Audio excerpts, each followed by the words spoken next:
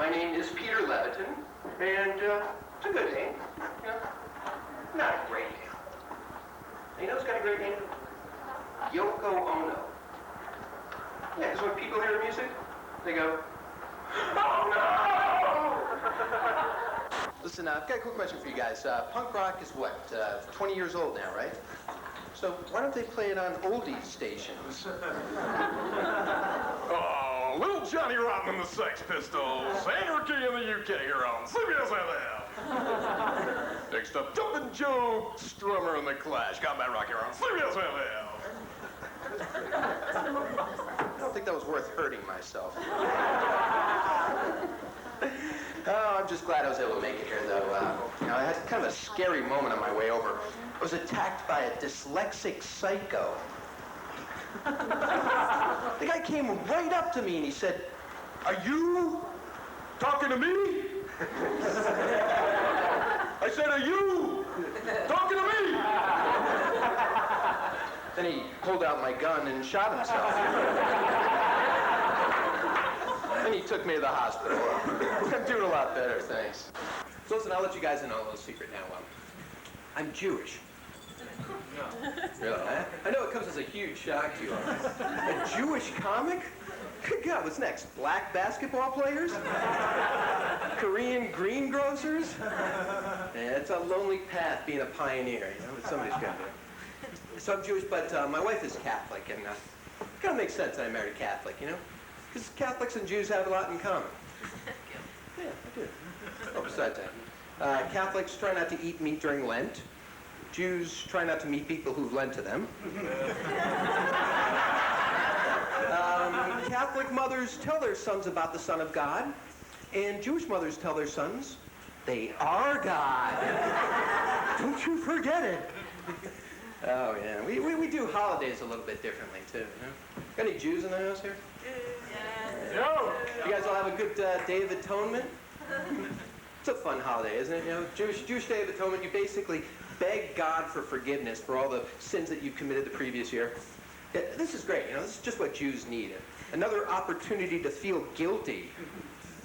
Why don't you have a drinking holiday for the Irish? And don't forget, folks, this Sunday it's the blessing of the bartenders. Father Flannery's annual beer blast mass. Fun for the whole family, so bring the little ones. Another thing Jews do differently, we don't really have a conventional confession, Like with Catholics, you go and you see the priest.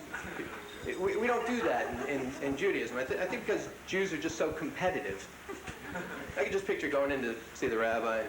What, you call that a sin? I did worse things when I was 6 years old. Now get the hell out of here and come back when you have something real to confess.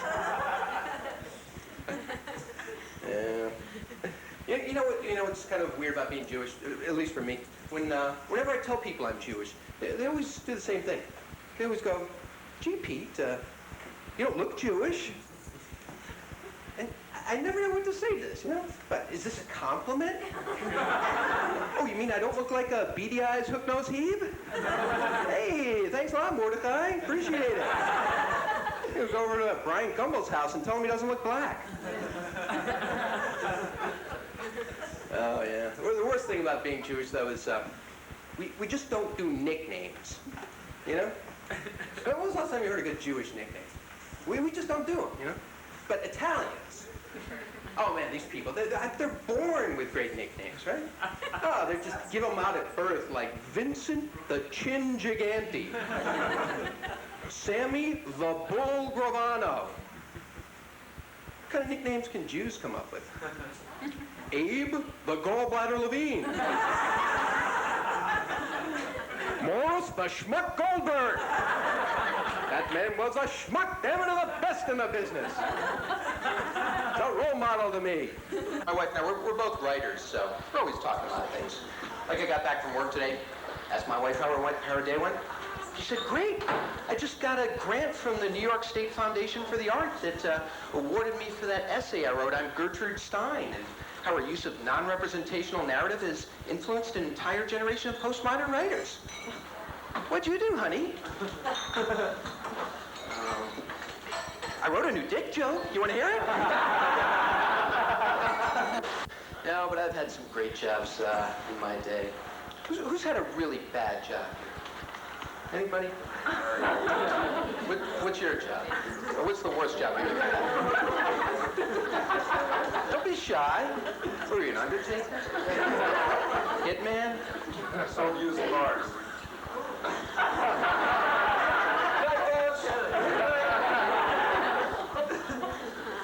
Actually, I had a job that was very similar to that, you know? I was a liar, too. I was actually a freelance advertising writer. You guys all know what freelance means, right? It's Latin for no health insurance. Yeah, advertising was a great business for me. Great business for driving me crazy. Because they got the dumbest products, and they expect me to sell them. Like, there's actually a product out now called oil-free oil of Olay. She doesn't just leave you with Olay. Made from only the finest Spanish bullfighters. I think my favorite product, though, has to be Man-Witch. Gee, where do you think they get this stuff from? Jeffrey Dahmer's estate? I'd hate to do the ads for the new improved Man-Witch, though. Try new Man-Witch. Now with 50% more man. Now the phone companies are driving me crazy, too. You know, you can't pick up the phone without getting these jerks on the line every day. Hi, this is AT&T. If you sign up with us now, we'll give you $25 in cash. Hi, this is MCI. If you sign up with our friends and family, we'll give you $50 in cash. Hi, this is Sprint. If you sign up with us now, we'll give you $100 in cash and a gram of Coke.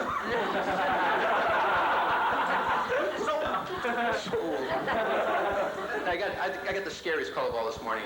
4 o'clock in the morning. Yeah, hi, this is Vito.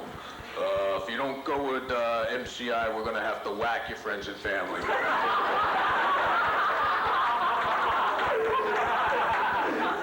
I'm going with Vito.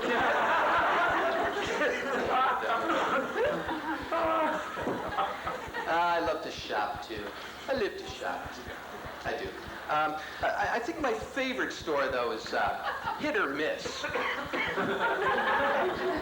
Gee, they really knocked themselves out to come up with this name, huh? Now, clearly, this is a store that cares about the quality of its merchandise. I could just picture what the first meeting was like at this place. All right, guys, all right. Settle down. We got a lot of ground to cover here. Now, here's the concept. We're gonna sell a couple of good items and totally worthless crap.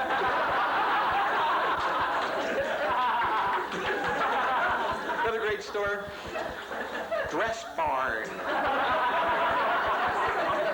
These are two things I always put together, you know? Farm equipment and high fashion. Any of you guys talk to a 4-year-old on the phone? Kind of like phone sex. Hi, Jack. It's Uncle Pete. How you doing?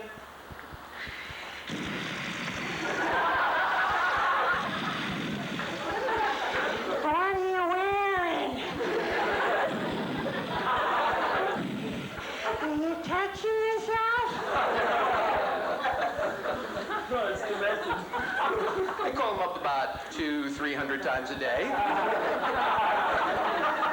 Mom changed the number on me, so I'm going to have to pay for it now.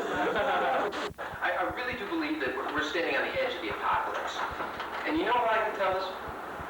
The Brady Bunch movie was the #1 movie in America for 2 weeks. I'm pretty sure this was covered in Corinthians. You shall know the end is near when you were led by a man named Newt. And a bad sitcom was the top-rated movie in America. I got one minor problem with Brady Bunch being turned into a movie, apart from the fact it's such a crappy show to begin with. It's that in real life, the actor who played Mr. Brady died of AIDS. It's a true story. Now, I don't know about you guys, but for me, this kind of shoots holes in the whole happy, heterosexual, nuclear family thing. I know one thing's for sure. I'm never going to be able to listen to the theme song the same way again. Here's the story of a man named Brady who was busy with 3 boys of his